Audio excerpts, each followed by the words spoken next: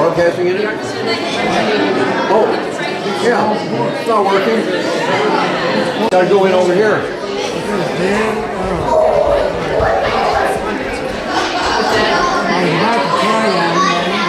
That's the, now it should work. Testing 1, 2, 3, testing 1, 2, 3, you got it?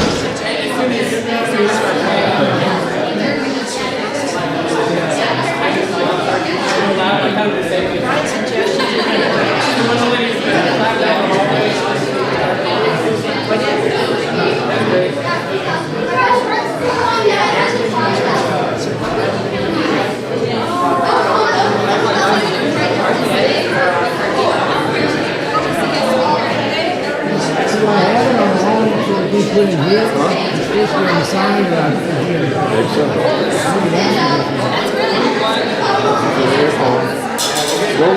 Go hold there and check.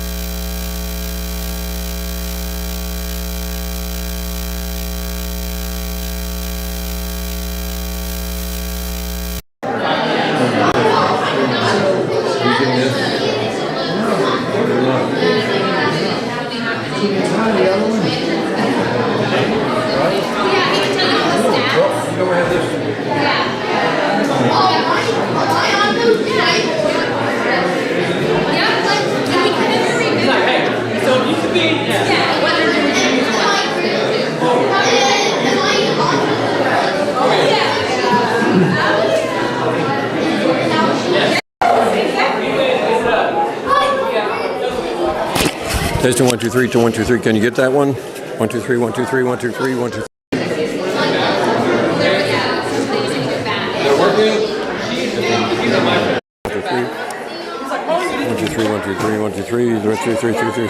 Labels may be switched. That may the problem is the labels are switched. I think. That may be the problem. I never switched them.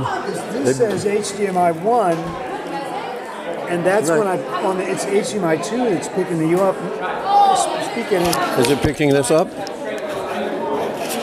Is it picking this up? yeah. Okay. So we got Then then you got it right. I'm going to put this back up there and leave these. That's number 1. Okay. So the labels got switched. Well, you just switch the cameras. Just inputs. Yeah, we can do that. I was just wondering yeah. why we're figuring it out. Okay. Well, here. I'm going to put this back up there. Okay. Okay. I think I'll take one of those.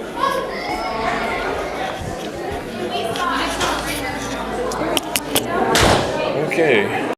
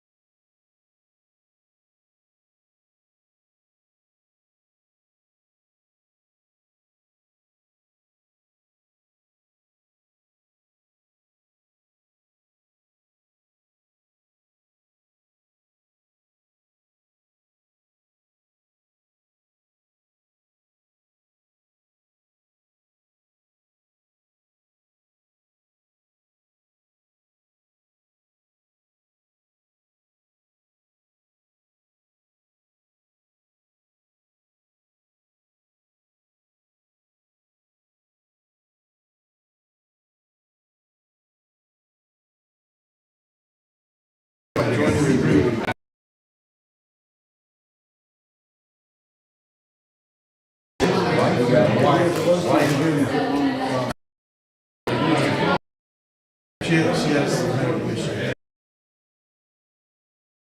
booting here. I hope maybe it was my computer melting down. Yeah, you may want to reboot or something. That's what I just did. That's Okay. that's a Let's see if that's causing a short. on my Mac laptop.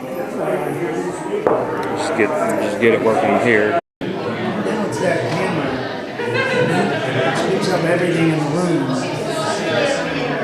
Gets all that empty. Picture will go, but the sound doesn't. So Yeah, it was weird though. It was displaying on this. You know, this was Yeah. the lines were dancing up and down, but nothing was heard.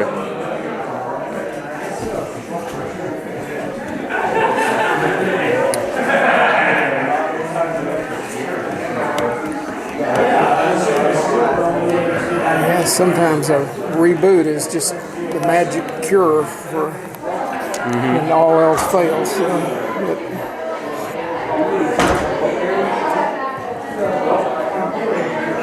Yeah, it's working.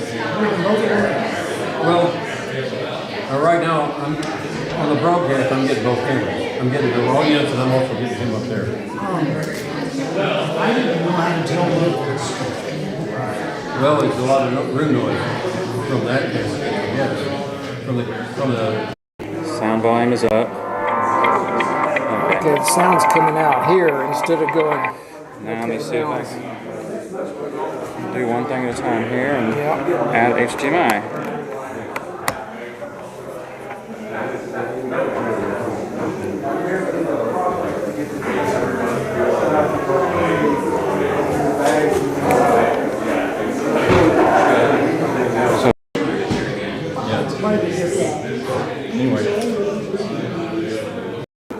Yeah. So.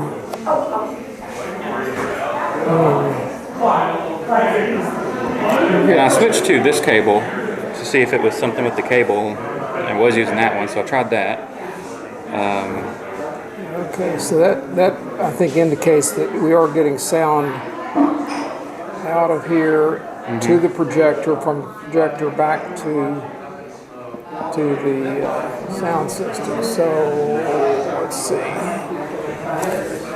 Okay, maybe some people have been using the amplifier volume. So it goes in the projector and then out that little gray cable.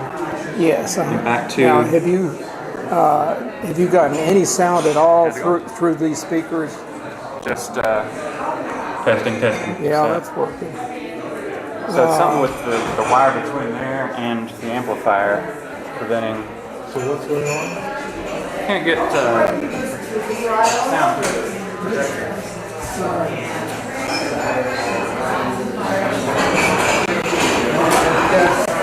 It's not really sound.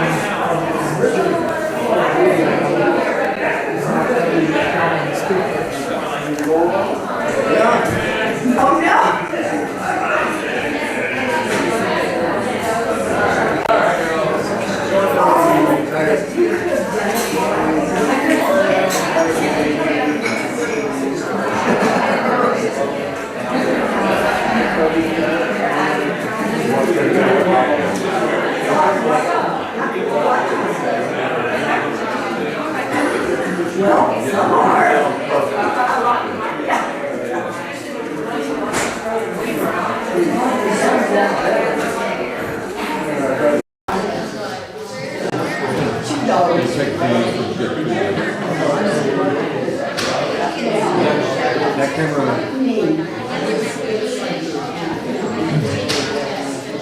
Those are switched, by the way. Okay, that's camera 2. So you've got camera from the sound from there rather than from the other.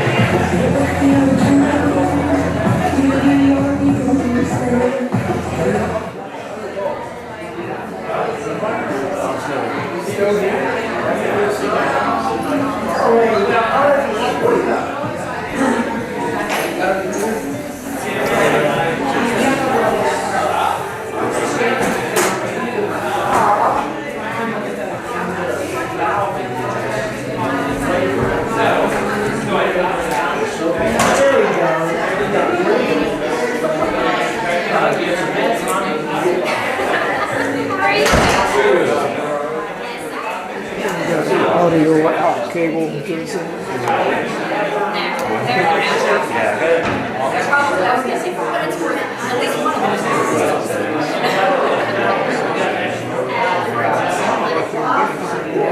Yeah, it's on radio mode.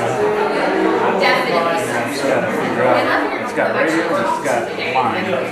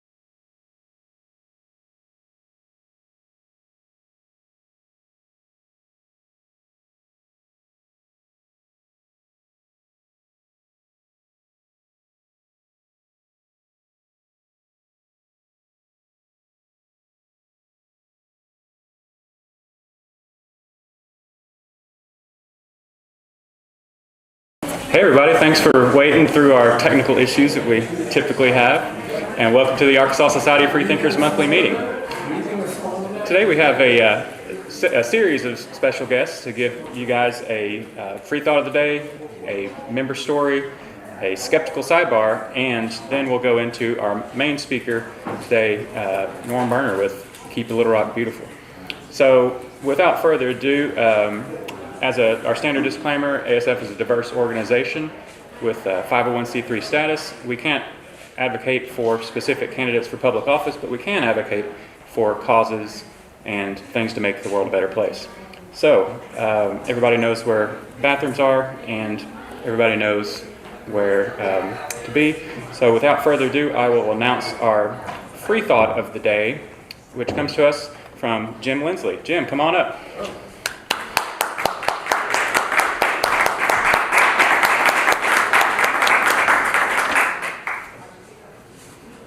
Come on, you can do better than that. Come on here. Season's greetings and salutations. We always like to keep things clean here. Gosh. I must say, I've been working with an organization that's helping people be more attuned to what's going on in the government, and so I have this announcement here. Are you sad, downtrodden, or overwhelmed by what's going on in the world today? Does your dog avoid licking you in the face? Is your family concerned about your well-being and threatened to call the doctor to prescribe medications to cheer you up? Well, now there is a special product available to help you get through these tiring times, and it's called Action. Yes, Action. It's not for the lighthearted. It takes motivation to put it into words of a recent First Lady. It takes the desire to do something, if you know what I mean. Yes, with just one action, by the way, one action in the morning, it will help you start your day off right. One more in the afternoon will guarantee the confidence of having done enough to motivate yourself, and one more individual suffering from the same malady. So take action today. Only available within, okay? Yeah, okay. Well, now there's a disclaimer though. Taking action may cause a feeling of levity, satisfaction, elation, accomplishment, and may increase the emotional feeling among others, which, by the way, emotion is what it actually takes to motivate people. Taking action is taking action or being inactive in a crowded environment with or without wearing a mask may also be infectious, causing others to act in a similar manner. So be careful with your actions or inactions, because people will tend to do the motivation by whatever you give them. This message has been provided as a public service announcement while being concerned about your very own well-being. Okay, so much for that. Page 2. I'm surprised she understands it. I mean, she laughs at it because that's something that Paul Harvey from way back. Yes, sir, way back he used to do that page 2. But anyway, at this moment, we live in a society that has a representative government.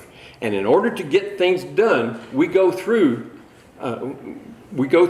affecting our senators and representatives. And all that having been said, there are many, many ways to take action. Action, yes. By the way, okay, I'll get to that in a minute. Action, and there are such ways as town halls, protests, marches at such locations as Tom Cotton's office, John Bowman's office, French Hill, and other representatives, as well as many other representatives within the state of Arkansas. And you can write a letter, or you can call your rep, or you can meet in person. I happen to have a list of things that you can do that are available at this very moment, too. Page 2.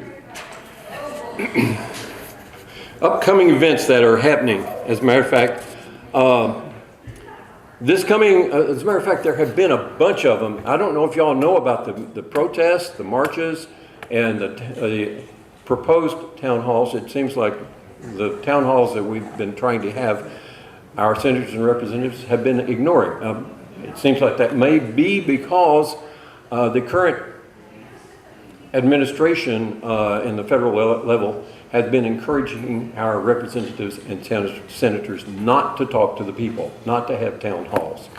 But there will be an invitation, there is an invitation right now for Tuesday, October 18th. I'm sorry, March, not that far away, March 18th, thank you very much.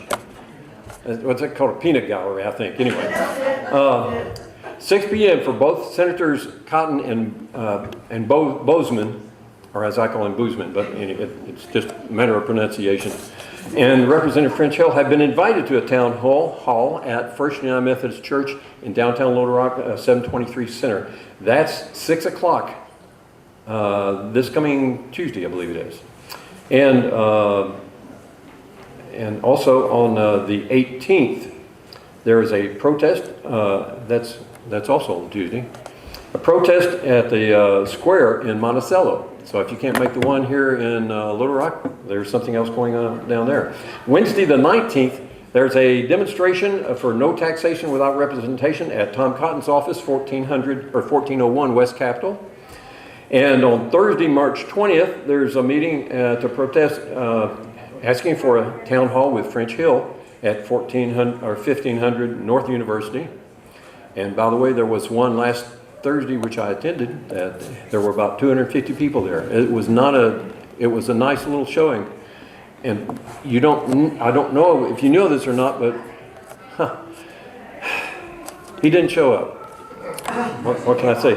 But sometimes we have to do that. You have to insist that we have the representatives and senators be responsible to us as citizens, because we're the ones that pay their salaries, we're the reason they're there.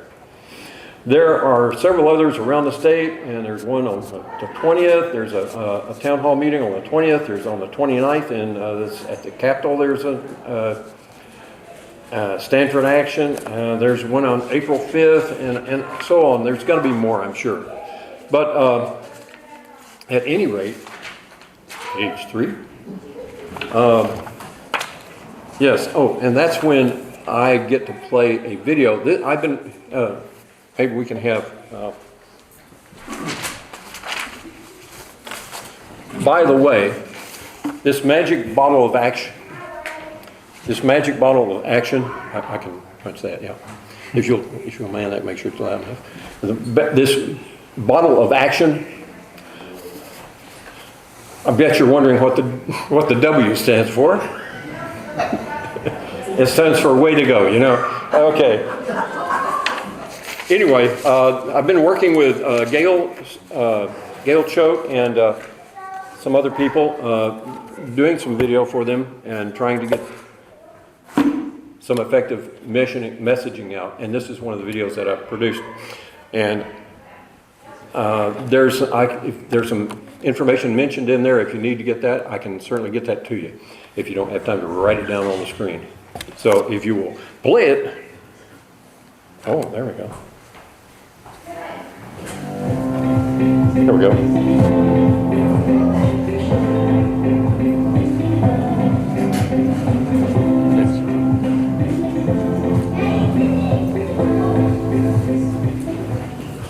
We are fortunate in the United States to have a stable and durable democratic government. But we can't be complacent in assuming that good fortune will continue. It is the citizens of our nation who must preserve our system of government, and we cannot forget that. Justice Sandra Day O'Connor. But it's up to us to maintain it. Not quite everyone knows that we do that when we go to the voting booth. Elections are an important way that we the people voice our desires and establish our government. But it isn't just that. In addition, we must take responsibility for interacting with our legislature to make sure that the things that they pass, the laws that they make, reflect the will of the people. How can you do that? If you're not an elected official, it seems like you just have to sit by and wait, but you don't. You can do a number of things. First, you can contact your legislator and let them know what it is that you think should be happening within your state or in our country. You can do that by calling them, by emailing them, or just running into them in your local community and voicing your concerns. Here in Arkansas, we have a great system because you can actually call your legislature and leave a message for them. It's a little pink slip of while you are out that will be taken by one of the clerks of the legislature and presented to them during session. In addition to that, email, letters to the editor, and a good old-fashioned letter works as well. But if you want to take the next step, you can testify and give public comments. Here in Arkansas, Monday through Thursday, our legislators meet in committee, and we the people have the opportunity to go and present our opinions. Tell them if we're for a bill or against the bill, and ask them to vote in accordance to our will.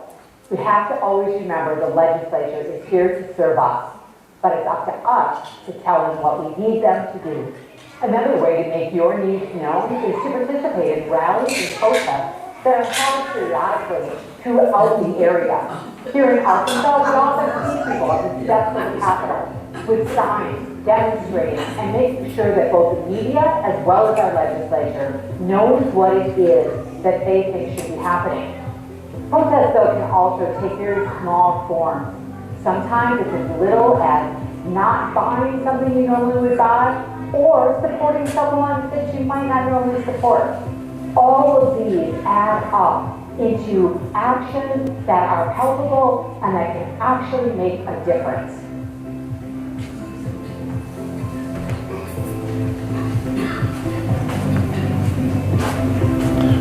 Like I said, if anybody needs any information on how to get in touch with people, how to be effective. By the way, the Arkansas State Legislature has been in effect and been active for the last several weeks.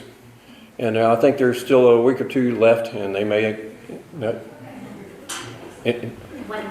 1 week, one month. Till April 16th. Till April 16th they're in session.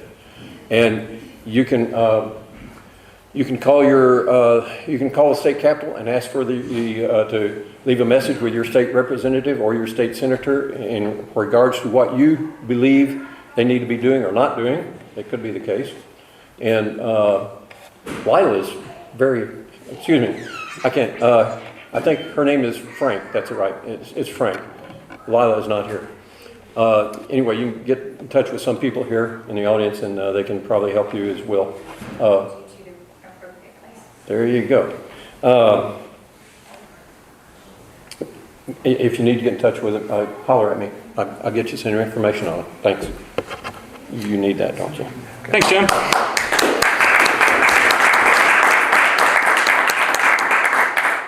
All right, next up we have a member story by our own Bern Bradley. Let's everybody welcome Bern so that he doesn't get nervous or anything.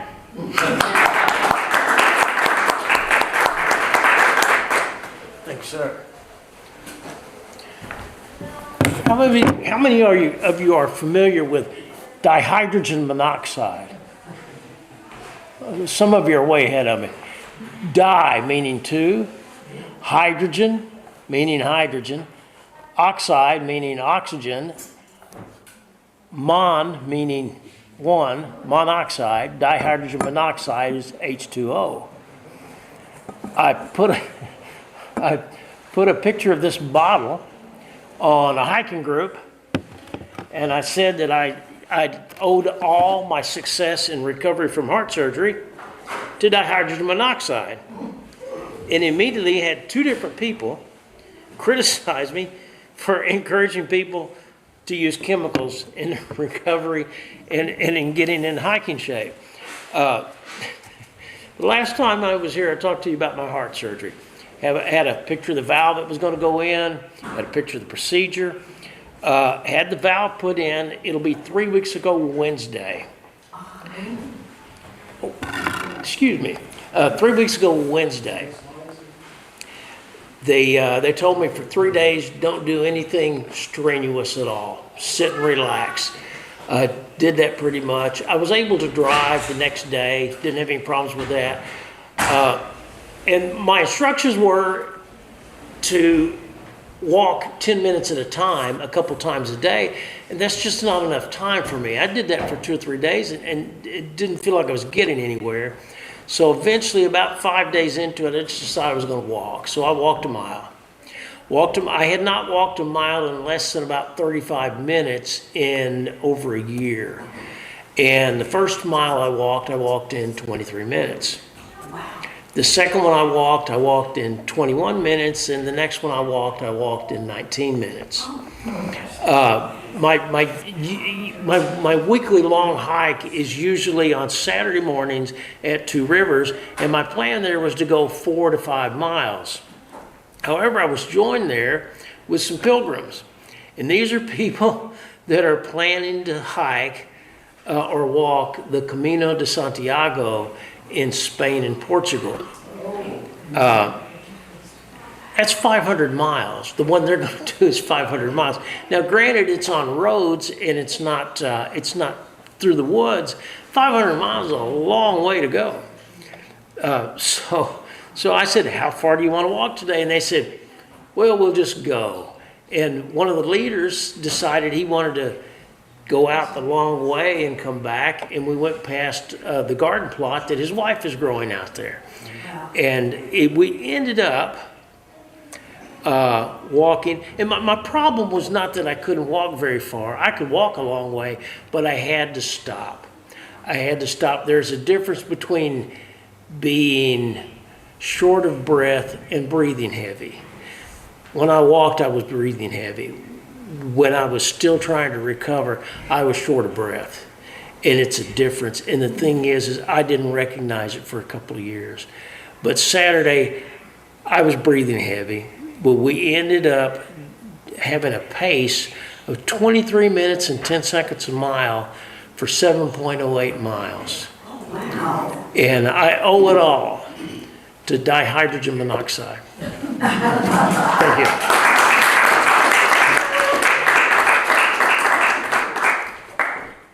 Thanks, Vern. Just take it easy on those chemicals. All right, next up we have a quick skeptical sidebar, which is a presentation that any of us can give. If you want to, you can sign up for it. If something has attracted your attention that you'd like to share with us in the world of science, skepticism, misinformation, or whatever, then here you go. It's a great opportunity. Today I'm going to talk to you about an article that was published in Nature Medicine, one of the Nature journals. This is peer-reviewed science, and it's what has just recently come out and generated quite a kerfuffle. We're kind of on a theme, of water and plastic trash and action here, as you can see, and I think our main speaker is going to wrap this theme up for us. But for now, I wanted to bring this to your attention that what they did in this study is that they took cadavers, cadaver brains, some of them normal, some of them suffering from dementia, and analyzed them using a novel technique to find pieces of microplastic. You've probably heard about microplastics and how when plastic degrades, it doesn't just go away, or it never biodegrades really. It just becomes smaller and smaller fragments and breaks into smaller and smaller pieces and crumbles down to the size that you can't even see it on an optical microscope. And so that was the problem, that these researchers figured that we were underestimating the amount of plastic that was accumulating in our bodies because it's too small, eventually it breaks down too small for us to see on a regular microscope and count the particles. And so they're using a new technique here. But first I'll talk, through some commentary. More than half of all the plastic ever made was made since 2002.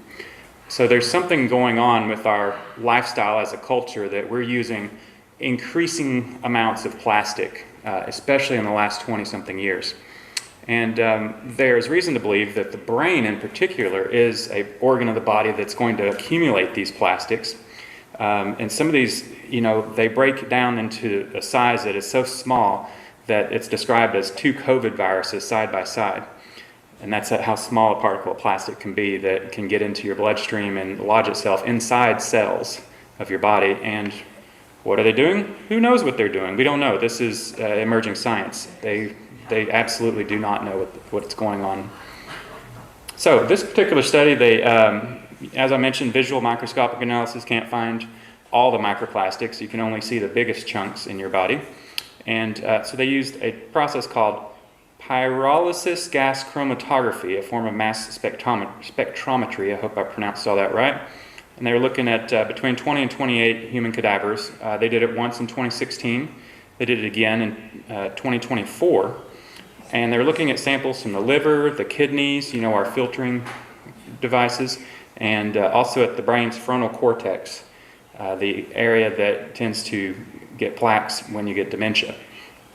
They found that microplastic concentrations in the cadaver body parts increased significantly since 2016. This is just a few years ago, folks, that this accumulation is going way up in our bodies, or in the bodies of these cadavers at least. If you did look at these pieces of plastic on a microscope, here's what they might look like. They've kind of illuminated them in a way that you can see them, these little white specks. They're all throughout various tissues, but here are the results, basically. These three columns represent parts of the body. The first column is liver, second is kidney, and third column is brain. And then within those columns, you've got two series, one of their observations from 2016, and then the next one from 2024 for each of those. And in that time frame, the amount of microplastics in the liver increased, and the brain really kind of clumped up and increased, both at significant levels. Kidney stayed about the same, but this is in individuals who are 45 to 50 years old, who have had a few decades to accumulate the plastic in their body. But in the brain, they found that the amount of plastic was equal to 0.48% of the mass by weight. And so the headline was that that's the weight of a plastic spoon. It's in your brain of plastic. Now, your skeptic senses should be going off right now. Do I really have a spoon in my brain? That's a lot of material, right? And, they're also using this novel technique. So we'll get back to that. They also studied brains with dementia, and you can read this as one graph going up. The dementia patients, they had 12 of them, were way higher than the normal brains in plastic accumulation. So that's concerning, right?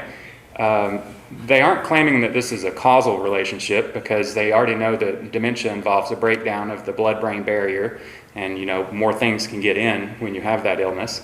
So it may be that the blood-brain barrier is weakened in the first place, allowing more plastic in, or the causation could go the other way. We don't know. This is totally emerging science within the last few years, basically. But they have reason to think that the brain is pulling in microplastics because plastics are oils or lipids. They can ride along with other lipids. And what does the brain like? It likes lipids. That's what your brain mostly is fat. And so they're getting through the blood-brain barrier, perhaps riding alongside with fats. So let's be skeptical. Studies like this are, rescinded or fail to replicate all the time. And this is just one study. It takes a body of scientific literature. But we have to sort of think both things at once. We have to think, do I really have a plastic spoon in my head? Or is this study going to, be dialed back at some point as more evidence comes in? We'll have to see. But if you can hold both of those thoughts in your head at one time, then I think that you're better prepared to maybe make the right sort of adjustments to your lifestyle based on the evidence. They had small sample sizes. They're using a new measurement technique. They still need to be replicated by independent research teams. The American Chemistry Council, the plastic making people, think that there are a lot of studies out there with unvalidated methods and unreliable or misleading outcomes. So they have something to say about it. But then again, It's consistent with a lot of other research that plastic is accumulating in our bodies, and it made it through a peer review into one of the Nature journals. One possible culprit, look at the clothes you're wearing. You thought that the 1970s were the decade of polyester. No, we are way more into polyester now than ever before. And so when you take the lint out of your dryer and a little cloud of it comes up, just maybe think about you might be inhaling a bit of that, and that's one way to get in. And it just crumbles and falls off of your clothes. That's one possible outcome. So steps you can take: you get plastic through your diet and you get it through inhalation. If you still have nonstick coated pans in the year 2025, just go home today and put them in the trash can and go and get yourself some cast iron. It's well known that stuff is peeling off into your food and that you're ingesting a lot of nasty material through nonstick pans. Never heat food in plastic containers. Yes, I know you can buy the TV dinner and it's in a plastic and you're supposed to put it in the microwave, but no, just don't, because the science says that this stuff is really accumulating at alarming levels. Fast food, disposable cups, and bottled water. People think that if it's in plastic, that's the most sanitary way to do things. Well, they had a study a while back, a couple of years ago, where in 2 plastic bottles they found 278,000 pieces of microplastic in the water that, it's just breaking off the inside of the bottles. And that's not using this technique to find the little virus-sized molecules of it. So anyway, and reduce plastic inhalation. A lot of it comes from tire dust. When your tires wear out, that material goes somewhere. It goes into the air. It can be inhaled by people. Bring a cotton shopping bag with you instead of getting the plastic ones at the grocery store, because the more that you bring home and handle, the more of it gets on your hands, gets on your food, everything. Try to not buy packaged food that's wrapped in plastic. That's a much more common thing that since the early 2000s, like we saw. And also wear those natural fabrics, cotton, wool, things like that, instead of nylon, polyester, and so forth. If you want to dive deeper into this, here's something you could take a snapshot of where to find this research. And appreciate y'all thinking about microplastics. Oh, also, if you're wondering why people are making really horrible decisions lately, that also clicks. If you've got a spoon in your brain, could be related. All right, that's it for Skeptical Sidebar. Next up, we have our main speaker of the day. We have Norm Berner with Keep Little Rock Beautiful. And Norm is going to talk to us about some of their activities going on and how you can be involved too. So without further ado, let's give Norm a warm welcome.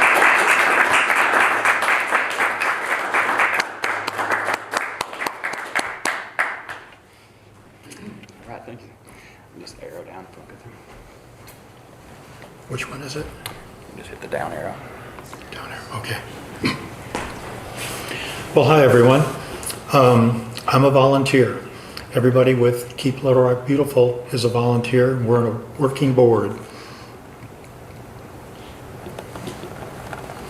So we are a certified affiliate of Keep Arkansas Beautiful. We're one of 13 affiliates working in the state right now. We're not the oldest. Folks in Pine Bluff became an affiliate about 20 years before we did. We're also a certified affiliate of Keep America Beautiful, and we're one of about 700 affiliates similar to us that are working across the country trying to make a difference. We had to be a nonprofit to start with, and then had to go through a training procedure to become a certified affiliate. Our focus areas when we first started back in 2006, 3 main areas were beautification, litter prevention, recycling, and sustainability. And I think it was pre-pandemic, about 5 years ago, I was asked to create a public awareness and fundraising group because we were on the grow. We needed to come up with more funds to be able to do more things for our community. And that was a good problem to have because we were growing. Our beautification committee, that's been around since the beginning, have been doing quite a number of things. The most recent thing if you've not seen or heard about it, is the pollinator garden that we created in Alsop Park. We got permission from Little Rock Parks and Recs to take an area of property that wasn't being used for anything and was also right next to their a trail, a biking and hiking trail, and it was the end of their parking lot. So people pretty much have to drive down and go around a tree and a roundabout and go past the garden. And we were glad to be able to start this garden. Most people don't realize that 1 in every 3 bites of food that we eat comes as a result of pollination. And over the years, especially since I was born and I grew up in a farming community up in northern Ohio, we had lots of gardens and we had lots of bees and what have you. People don't understand this. And so it was a great opportunity to create a garden there, because for all these years, we've been losing green space, land, due to concrete, asphalt, and buildings, because our population has grown. And there's many places where it used to be farms that are now, housing places, and times have changed. So anyhow, having this garden at Alsop has made a difference. We started out with plants that were about 2 years old, so things would grow. And when things bloom, it's quite attractive. And when we're down there, weeding and maintaining it, we get involved in lots of conversations with people about the need for it.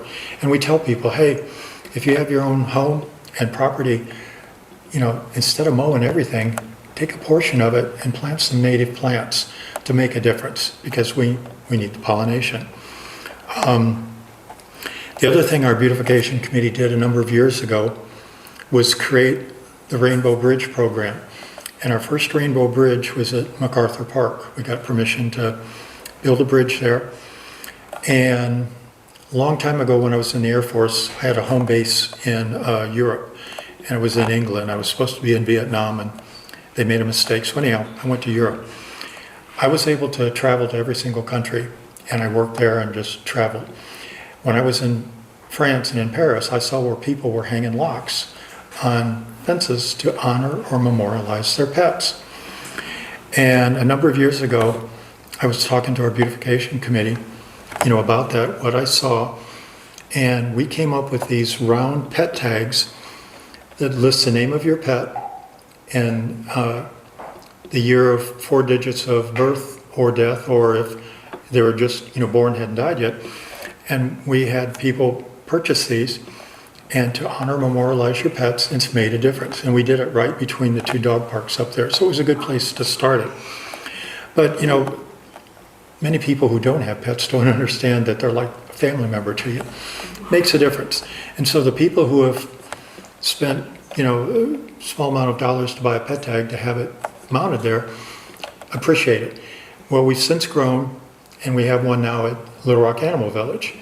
The cool thing that's happened over the years, we learned that we were the first organization to ever create these round pet tags to honor and memorialize. And I've had conversations with people all over Arkansas, and the last conversation was from a group in Wyoming. They wanted to know if we had a patent on it. They heard about it, they saw our social media posts, they wanted to build a rainbow bridge. I sent them some diagrams of what we did to build our own bridge and the tag. Organization here in Little Rock who makes our tags is also making them for people in other states, because we shared, and that was kind of nice. But anyhow, it's just been a wonderful opportunity to do something to get people involved. And when people first went into the Little Rock Animal Village and saw the bridge, it only had a few tags, and the very first one was Scott Covert from THV11. I bought a tag for a pet that he'd lost. Got people talking about things. So anyhow, that's been a real fun project that's on the grow. When we first got started, we also got involved, the recycling committee, with America Recycles Day. And we held an event where people could bring recycling items. It was the Saturday closest to November 5th. That project or event has been on the grow. We realized early on that 1 day a year to recycle wasn't enough. And what a lot of people don't realize, folks who live in large apartment complexes don't have recycling carts like normal people do if you live in a city street. So all of a sudden, we had some new members join our recycling team, and instead of moving this event all over the city, as I was doing for years, I recruited Susan Altrui to become a member of Keep Little Rock Beautiful, and we were able to use an abandoned parking area at the zoo to be able to do this. So it's centrally located in our city. It was big enough to allow our 7 current vendors to be able to set up there, and it's been on the grow. We've been having a lot of fun with it. The last 3 events, and they happen pretty much quarterly, we've set records with the number of vehicles attending. And, you know, it's from 9 to 12, and we've had to stop at 12 so that our vendors can get stuff packed up and leave. And we've often had people still parked outside the zoo wanting to get in. This last event on March 1st, we had people show up as we opened the gates, and we didn't have the vendors in. They were ready to recycle. We said, you know, it starts at 9. But anyhow, it's a good thing that it's been growing. We have about 400 vehicles. We did a little experiment a few events ago, and we took down the zip codes of the people who were showing up. They weren't just people in Little Rock. We had people from Saline County because they don't have the recycling availabilities as we've created here in Little Rock. And, you know, over the years, you know, electronics recycling with ESCO and Ace and Epic Glass, you know, takes glass bottles, and document shredding is big. We take in bikes for recycle bikes for kids. Sometimes they're able to come pick them up. Quite often we have to fill up our trucks and haul them out there. It's made a difference. They've really grown over the years. We've done something new over the past recent years, plastic bags. You know, if you go to the grocery stores and you don't take your own recyclable bag, you're going to get plastic bags. And, you know, a gallon of milk or what have you, it typically takes 2 bags so the bags don't break. So, you know, you get lots of bags. They don't individually weigh much, but it's amazing. We had 260 pounds of plastic bags the last time. And the number of bags pretty much filled up the area where you're seated there. It all adds up. Cardboard is another thing. We bring in 40 cubic yard dumpsters. We cut and flatten the boxes, and we fill the entire dumpster. That's a lot of cardboard. So Goodwill Industries comes, they have a variety of things. Everything's been on the grow. And you know, what we recycle doesn't get tossed into the trash. And the recycling carts that you have at your home are only so big. If you come to our recycling events, or if you can see in some of the pictures, you know, TVs and things are huge now. And it's amazing the size of the items that we have for recycling that you could never recycle at home because you don't have the space to do it. We set some other records this last event. We had something like 13,000 pounds of electronics. That's huge. They have to take their truck back and get more boxes within the first hour. It's a good problem to have. We had something like 8,000 pounds of paper. People who save, you know, documents that they don't want to get lost or, you know, exposed. So paper shredding is huge. You know, the amount of cardboard, I think we had 1,200 pounds of cardboard. It's kind of amazing. So we're having fun with it. With the total amount of items that are collected, there's typically about 10 of us volunteers. We had something like 24,000 pounds total.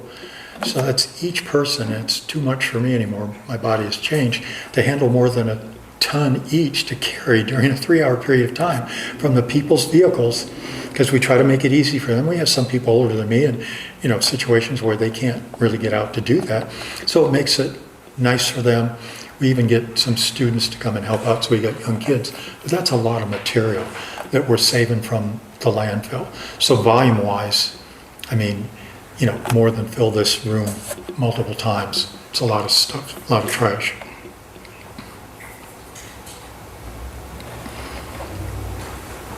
Bikes have been on the grow, and we're happy for that. We used to have Shred Smart, now we have another organization's come to help us out. The cool thing is that some of these organizations who have been with us for many years have asked us about our other affiliates or different areas of the state. We now have Ace Glass working up in Jonesboro, and we helped keep Jonesboro Beautiful get started years ago. They came and worked with us. And so that's nice that things are on the grow. And what we've shared with people, it's a lot easier for these recycling organizations to come to one location instead of driving all over a community or even in the country. So when we've been able to help people out, give them the phone numbers, here's who you can contact, and have them come together at a certain location at a certain time, makes it better for everybody. Our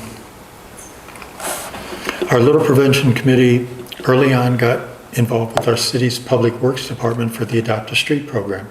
Communities all over the United States have Adopt a Street programs, Adopt a Highway, and even Adopt a Trails. Not everybody does what we've been doing. We have signage that goes up after you've been involved for about 6 months and turn in your reports. And the sign shows the organization, doing this with, our Public Works Department or City of Little Rock, Keep Little Rock Beautiful, but it also has a place on the bottom where you have the name of whoever the adopter is. It could be an individual, a family, business, civic group, neighborhood association, POA, what have you. So that's kind of neat to have your name there, so people driving in know who's involved with it, but they also know at times who needs to get involved and go out and clean up your area if it's a mess. But our city's program, you have to turn in reports, and if you don't, after a period of time, you'll get dropped off, and we'll look for somebody else to get involved in this program. We do an annual litter survey where for our partnership with Keep America Beautiful, we have to go out and do this litter index survey, and we have certain stats and we record. And over the years, we saw what happened after the pandemic hit, and we had more litter closer to fast food places than ever before. But the neat thing is, over the years, we've had some locations that have gotten better because we've gotten more adopters. Makes a difference, having people pick up on a regular basis. The application is real easy. It's on Keep Little Rock Beautiful's website, it's on the city's website, to get involved with it. Here it shows the sign I was telling you about that's got the name of the organization, who's the adopter. Years ago, our Litter Prevention Committee got involved with Friends of Fish Creek. We had 18 local, state, and a federal partner, that was the National Park Service, come together to form this group called Friends of Fish Creek. And I started out years ago as representing Keep Little Rock Beautiful, and I was the vice chair of this group. We had a program that we came up with. It took a lot of funds to do it, but it made a difference. It was our Drain Smart Storm Drain mural program. We were able to get all kinds of people to fill out an application. We had permission from the city. Each year we would select locations where we wanted to have drains painted. People would come up with their own ideas. We approved it. Made a difference to raise public awareness because we had people who don't have an Adopt a Street program who were coming into our city asking questions about this, and we were sharing it. Just letting people know that, litter needs to be picked up, makes a difference, and whatever we can do to help raise public awareness. We first started downtown River Market area because there was lots of people coming from all over down there. It made a difference. We are in the process of finally turning Friends of Fish Creek into a 501c3. Have a special team that just finished up at our last meeting. We think all the paperwork necessary to turn it in, it's going to make a difference. It's going to allow us to go out for grants. And that's going to make a difference. We're going to be able to do things as a 501c3 that the city can't do. So anyhow, don't know how long it's going to take before we're an official 501c3, but we're going in the right direction with that. We do a cleanup each year that's in conjunction with Keep Arkansas Beautiful. It's the Great Arkansas Cleanup that's in September and October. So last fall, we've been doing this for years at Murray Park. It's a land and water cleanup. We brought in our mascot. Upper picture there shows our mascot from Keep Arkansas Beautiful. I had my friend Brooke Buckner from THV11 BRMC. Young lady to my left there. Met her a couple years ago. She's now a whopping 10 years old. She and her family have been involved in the Adopt a Street program, but more importantly, several years ago she came up with an idea to create an environmental platform, and she calls it A Green State of Mind. And at her school for a number of years, she's been able to make presentations to her classmates talking about the environment. So when she walked into the door 2 years ago to get the supplies for our fall cleanup, she provided a name. Turned out it was hers. She had registered the cleanup event under her own name as an 8-year-old. Kind of neat. I got more in touch with her and her family, and as her mom has said, and even publicly, I've been her mentor for the past couple of years. It's been quite a privilege. She's like an adopted great-grandchild of mine, really getting close to her. But she's making a difference, and we're going to be doing something here real soon with a new committee, an education committee. We're going to start out going to 4th graders. We got permission across the city to do that because it turns out that age group remembers stuff and shares it. So we want them to go home to their parents, grandparents, aunts, uncles, family members to share what they learn when we take this program to them. So that's in the near future. Picture of City Director Cappy Peck there. We announced the launch of a brand new program for us at last September's cleanup event. And we wanted to get our city directors to help us in all 7 wards. And of course, we got 3 at-large directors to help promote the program. The Adopt a Street program been out there forever. We needed more growth. And the unfortunate thing, and we shared it with the city directors at a private meeting, they didn't realize this, very small percentage of the neighborhood associations, POAs, and HOAs are actually involved in the Adopt a Street program. That's probably the lowest hanging fruit that they all should be and say, why do you have a neighborhood association? Why do you go to meetings if you can't even clean up the streets in your neighborhood? So anyhow, things are on the grow with this Pick It Up Little Rock program. I wish I'd gone to City Board years ago to ask them to help. We're sharing this throughout our Keep Arkansas Beautiful affiliates. Don't be afraid to go to your city directors, whoever your leaders are in your city, if you need help. Here's what's happening with our Adopt a Street program, which is on the grow. And Cappy and I will do another podcast with our friend Rex Nelson next September and share the totals, what has happened over the years. And we also want to share the wards that have gotten involved. So we're doing something a little bit different with the Adopt a Street program, capturing what ward are you in. So we can see, because during our litter index survey, we see the areas that need help. If we can get more people to adopt areas and get these business, civic, especially neighborhood groups involved, it could make a huge difference. And as you see in some of the photos, we're trying to get younger kids involved, and they have fun, and it's made a difference. Our Great American Citywide Cleanup, which is our biggest event we do each year, just happened this past March 8th. And each year we move to a different location for the media kickoff event. And we went to the Anthony School this year for several reasons. They've been involved in cleanups. They became a sponsor for us, a school. How neat was that? For them to somehow either talk to their parents, don't know who provided the money, we know how much came, but they're on the back of our t-shirts and they're a sponsor, so it was appropriate to have the kickoff event there. We had a good turnout, made a big difference having extra people come clean up in the neighborhood area around the school, and we'll see what happens from that. So 16 years of doing our citywide cleanup. We get anywhere from 800 to 1,000 volunteers for what gets turned into us paperwork-wise. There could be more. Not everybody fills out paperwork. 40 to 50 locations makes a difference. But just like our recycling event, where we started with one event a year during American Recycles Day event, we need more cleanups throughout the year. There's only 13 of us. We've had people from certain neighborhood associations, how come you guys don't come in and clean up our streets? I said, there's 123 square miles in the city of Little Rock. There's 13 of us, there's 7 wards. There's 200 and some thousand people.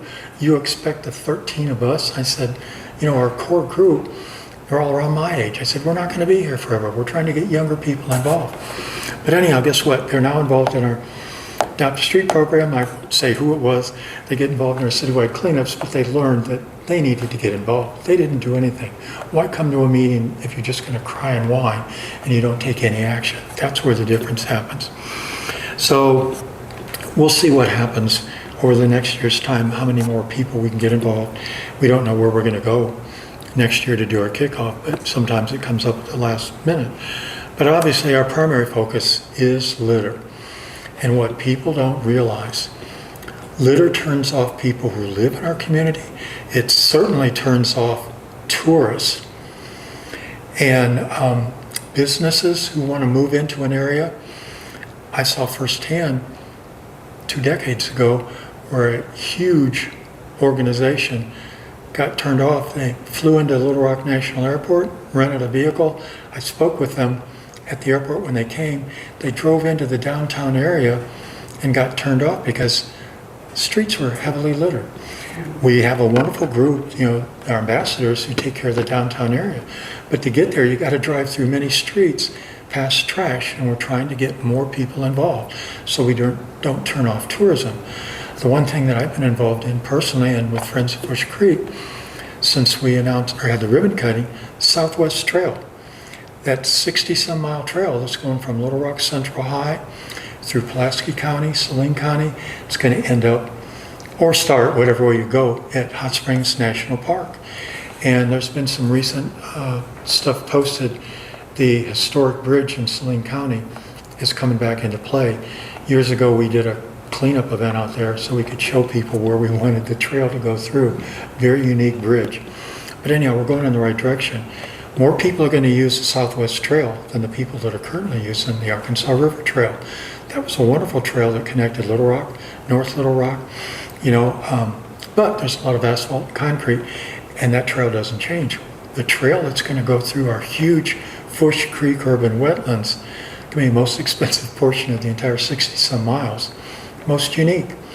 And that area that we have between Benny Craig Park and Interstate Park, 1,800-acre city-owned chunk, is going to become probably the 3rd or 4th largest city park in the U.S. So having this incredible Southwest Trail be built up above where the water level rises and a wonderful bridge going over Fush Creek, it's going to bring a lot more people here. We're going to have a place at Interstate Park where people can rent bikes and watercraft, because between Benny Craig and Interstate, we have now Arkansas's very first urban water trail, 4.4 miles. We announced that 7 years ago when we did the ribbon cutting for the new launch ramp at Benny Craig Park. Blew people's minds. We had watercraft available to take, it's about 100 folks that were there on a short trip out in their wetlands. We had people say, I've lived here all my life. I never came to Benny Craig Park. I had no idea Fush Creek exists. So we got to take care of the litter. Pruning, planting, raking can also be beautification projects. Keep Little Rock Beautiful takes care of the pruning of the crepe myrtles on Cantrell Road. There's several median areas there. I can't remember what the total length is. Several times a year we're out there pruning and trying to clean it up to make it look nice. So that makes a difference as well. Concern about litter, when it rains, it drains. So many people do not know where street litter goes. They think once it goes into a storm drain, it gets taken care of. And we have incredible conversations every year at the Arkansas State Fair, where Friends of Fush Creek and, of course, Keep Little Rock Beautiful, all our partners, exhibit for 10, 11 days at a time. We get into some really heated conversations. And we've got some short video and stuff that we show to prove to people. Quite often, we'll have a group come up to our table, and kids are always standing up front. We'll have the young kids say, tell them. So to explain to them where street litter goes. So many people don't realize where it goes. We've got 15 major waterways here in Little Rock that feed into Fush Creek. If you live in Maumelle, there's only one major waterway on the east end. So people say, well, where does their street litter go? Directly into the Arkansas River. And when we share that 73% of our Little Rock storm drains go into Fush, we have people ask, where's the other 27% go, Norm? Into the Arkansas River. If you live on Cantrell Highway 10, the ground slopes down to the Arkansas River. So, there's not much you can do about that. The cool thing that happened many, many years ago is that Friends of Fush Creek repurposed some floating trash booms that were abandoned, and we took them to Benny Craig Park where we can access them. It captures a huge amount of the street litter from all the streams that feed into Fush. The photos, we wish they were all like the middle one there where it's clean, but they get like the others there. And there are items there that are larger than the openings of our city storm drains. So people say, well, how does that 55-gallon drum get in there? How did the mattress?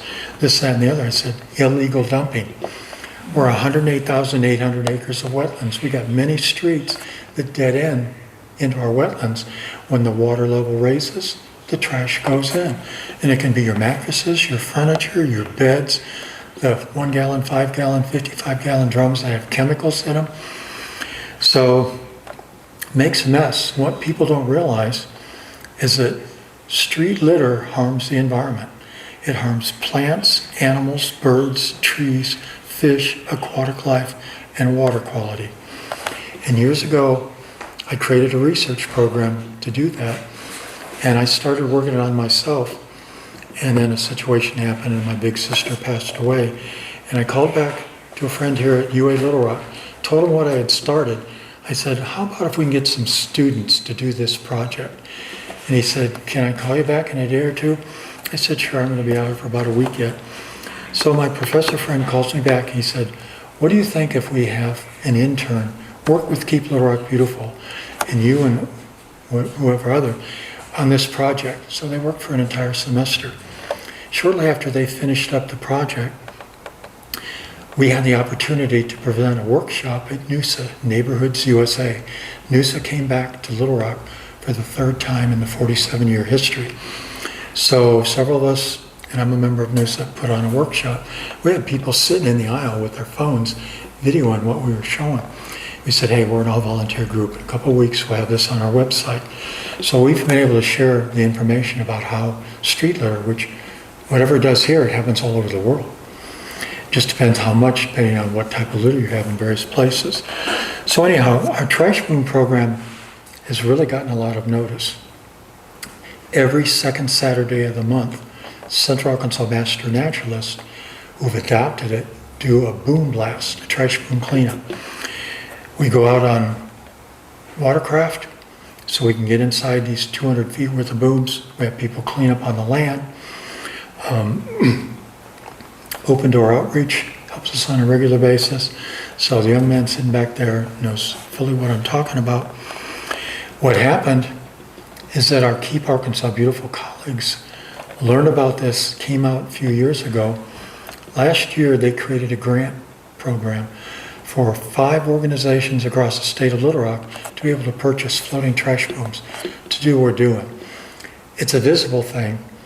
And what we're capturing on Fish Creek doesn't make its way into the Arkansas River.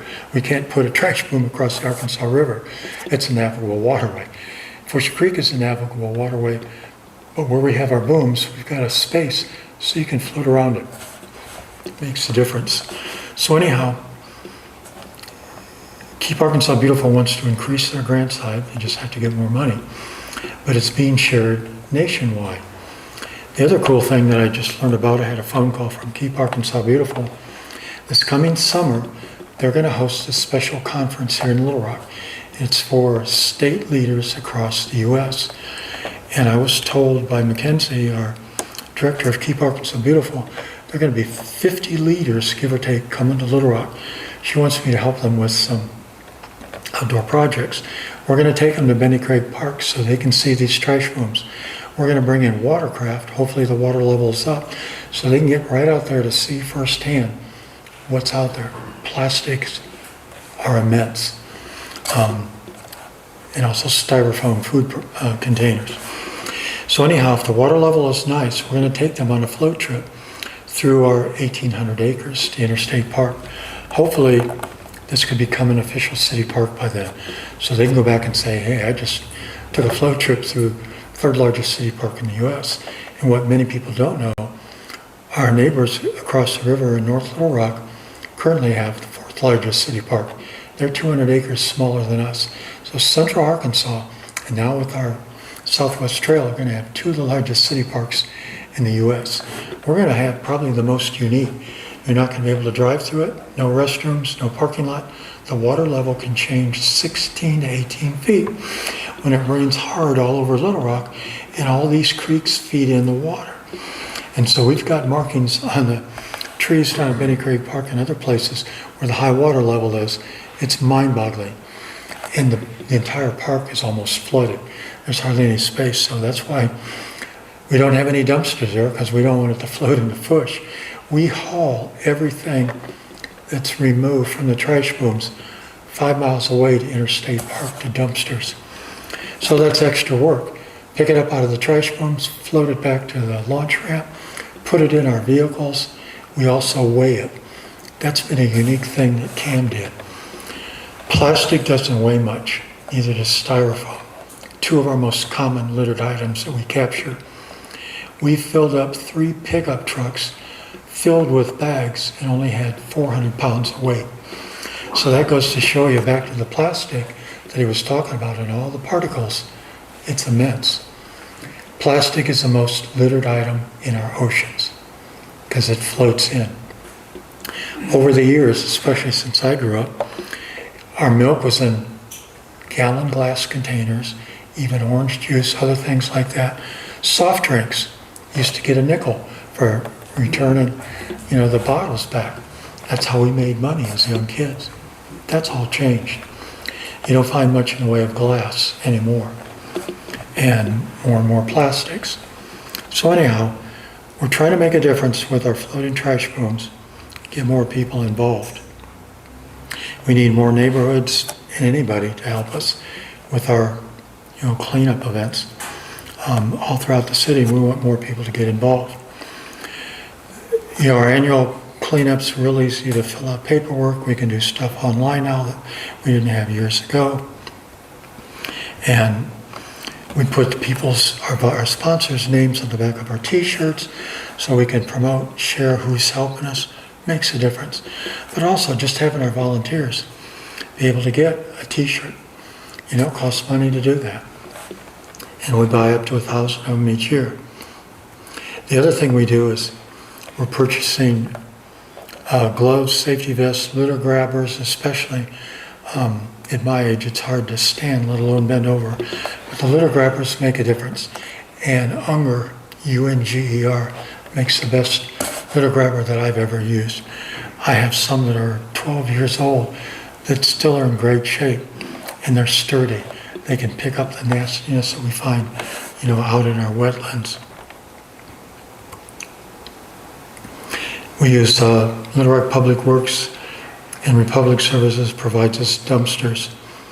During our first cleanup event at Interstate Park with Friends of Fish Creek, we had 4 40 cubic yard dumpsters that we filled in 4 hours' time. That's a lot. We have various sponsor levels. Everything helps us, and we're trying to do more with more sponsors. It's really neat to see the smiling faces, on the kids who help out. So that's why we're trying to reach out and get younger kids involved. We gather data so we can turn it in statewide and nationwide.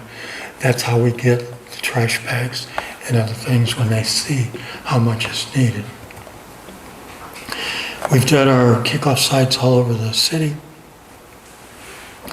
And you can reach us, email, our website, Facebook. And having photos of the young kids, and especially young kid in the bottom middle there, I met him. He enjoyed helping us. So the goal of litter-free city streets and parks, or if nothing else, reduce litter.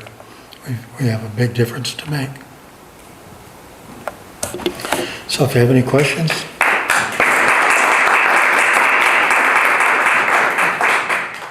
I have 2 questions. First of all, probably real easy. Do you know if a decision has been made, what's the 18 acres left over from the removal of the clover leaf that used to be at the Clinton exit on Interstate 30? Do not know that. Okay. Secondly, it used to be in Little Rock that if you were cleaning out a house, they had rules about what could go in the pile, but once you got the pile out to the curb, you could call the city would come pick it up. When the current mayor was elected, they changed the rules, and the rules now are you get 1 free pickup, and after that you have to start paying. Has that made a difference in illegal dumping? I'm not sure. What I can say is that illegal dumping that we were aware of and involved in over the past years has changed for the better. We quit counting tires that were illegally dumped at Benny Craig Park after we reached over 2,000. And they were all over the park. And you could tell that so many tires can fit in a pickup truck. But we also had tires that had areas scraped off so you couldn't tell where they came from. And we're pretty sure it was from tire shops who were being paid to take them to recycling who were dumping them. The fact that we have fewer tires out in the wetlands made a huge difference. That was a tough project. I'm not sure with the rest of the city with the change. Time will tell.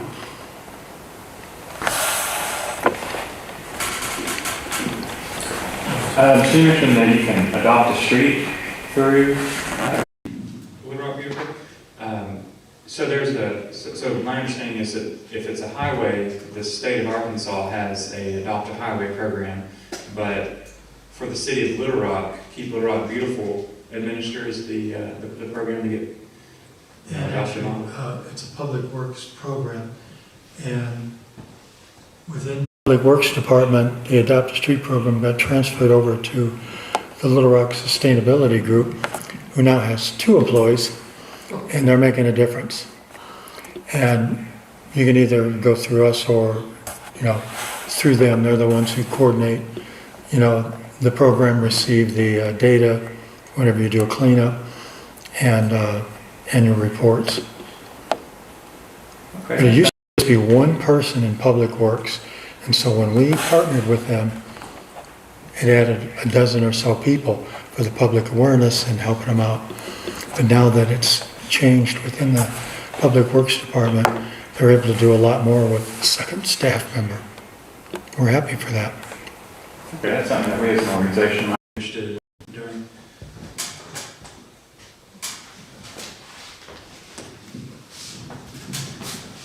I've been hearing a fair amount lately about recycling things that places pick up and then downstream ends up in a landfill, or it gets shipped, plastics that often get shipped to third world countries and end up in landfills there. Do we have any idea of what happens downstream from the recycling that's picked up here? Keep the Rock Beautiful does not. I mean, we have private conversations with the organizations who join in with us, and for what we know, it's actually being recycled. So if they're not telling us.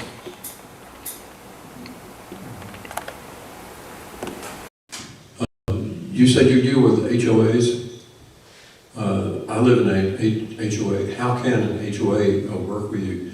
It seems that pretty much all the litter around an HOA is taken care of by the HOA itself. We publicize our cleanup events. Since we're also heavily involved with Friends of Bush Creek, we're now doing cleanups out in our wetlands every 4th Saturday of the month, every other month. This coming Saturday is our next public event. We had to back off during COVID and just do some private events because we have 200 to 300 people showing up pre-COVID. Makes a difference. We can do all sorts of stuff, land cleanup, water cleanup.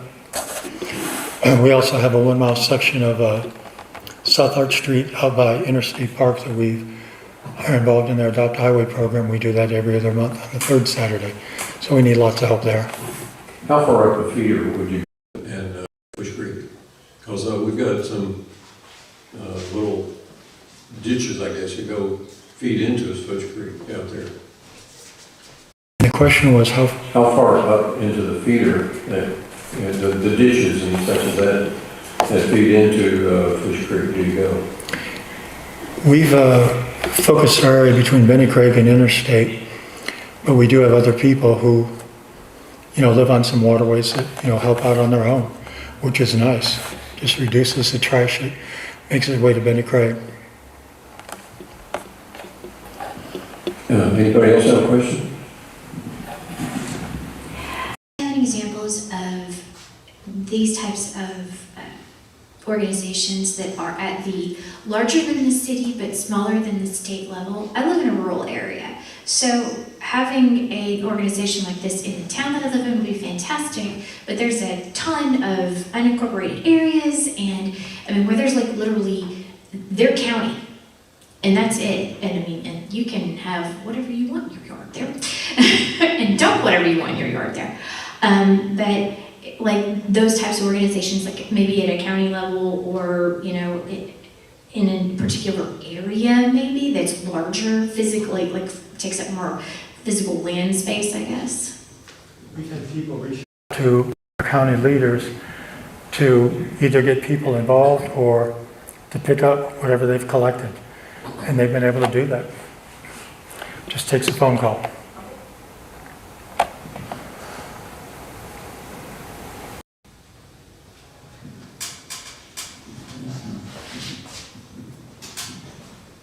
Well, Norm, thank you for coming and talking to us. Let's give them a warm round of applause.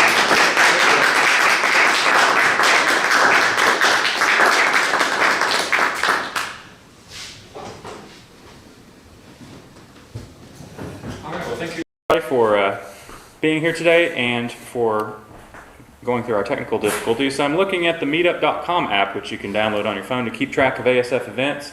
Tomorrow we have Pint Night at the Flying Saucer at 7 p.m. Next Sunday, we have Sunday Cantina Communion at Cantina Cinco de Mayo on Stagecoach, not this... No, that was the Sunday before. Oh. That's Sunday. Well, it says upcoming. I guess I'm... Every second Sunday, Cantina Communion. Oh, yeah. So anyways, always be aware of your events. But, so we've got a series of events on there. We've got a board meeting coming up on Thursday. On Tuesday, as Jim mentioned, there is a town hall event that's up on our meetup, and we've got a Zoom meeting on Monday, March 24th. First Tuesday at American Pie Pizza in North Little Rock occurs on April 1st. This is not an April Fool's joke. We'll actually be there. And so there's a lot more going on the app. Just check it out and drop in. So anyway. What is the app? Meetup.com, and you're looking for AR Freethinkers. So without further ado, thank you everybody for coming, and stick around a while and have a snack, and we'll see y'all around.